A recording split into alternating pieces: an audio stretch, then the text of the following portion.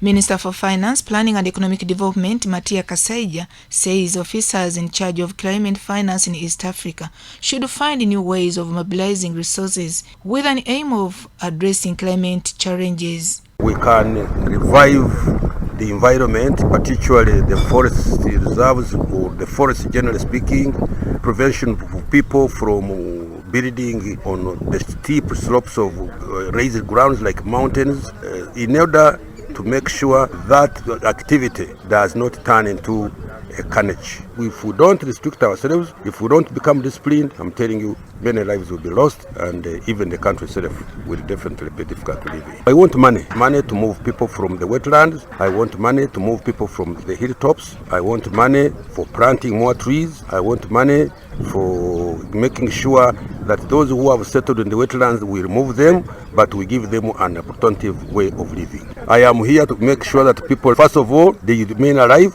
but not only alive, they enjoy life. God brought us not to suffer. Those disasters, landslides, rivers breaking the boundaries and damaging properties and even killing livestock, killing even individuals. So we want all those to be regulated. Now, the country representative, Global Green Growth Institute, Dagi Mazwembe, says the institute is ready to lend support to this region's climate agenda. The Ministry of Finance has entrusted us with the important task of supporting the ministry in the developments in the space of climate finance and the setup of the climate finance units within the Ministry of Finance. It's really an honor for us, and I am promising, as always, that we will do our utmost best to attract more climate finance to Uganda. We are a four-government entity working in 45 countries throughout the world. Uganda has been a member of GGGI since 2019, but we have been based here since 2016, legally under the Ministry of Finance, but physically at the Ministry of Water and Environment. Our main aim and goal as an organization is to accelerate investment. On the one hand, it is support in planning and strategy and budgeting on ensuring policies are green or greener than business as usual and inclusive to ensure the money is allocated in the right direction. We focus on creating enabling environments in Uganda to attract more financing and optimize coordination. GGI ultimate aim is to create investment for the country.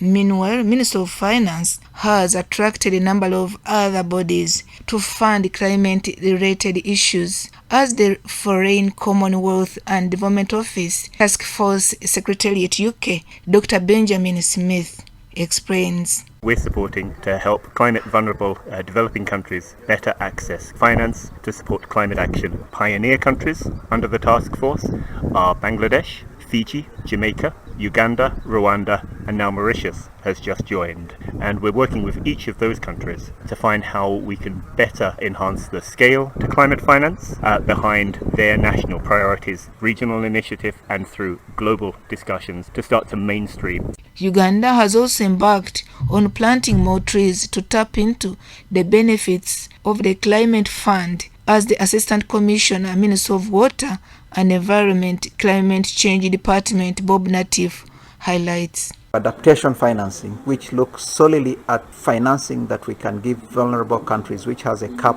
of $10 million for every country to access to support adaptation. But being vulnerable as we are, I think our biggest effort and interest should be at grant financing, which shouldn't lead us into climate debt, because as already a struggling nation, we can't afford so much going into loans. But when you look at our main emphasis in Uganda's setting, we are looking at how do we conserve forests to benefit from carbon credits. And I think a lot of effort has been made to ensure that tree cover is restored, to ensure that we go back to the reforestation path that we were 30 or 40 years ago. Our assumption is that once we can get this act right, we should be able to reap from the benefits that come with carbon benefit. But we are desirous and hopeful that maybe with the setting up of the climate unit, but also working with a national coordinating entity, we're able to address these challenges that we hope in the next 2-3 years we'll be talking about substantive benefits that come through straight the policy framework, but also getting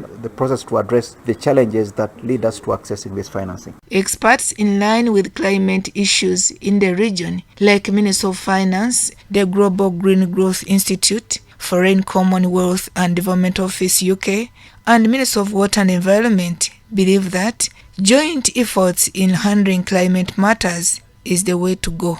For Nizawa, Sarah Natoolo reporting.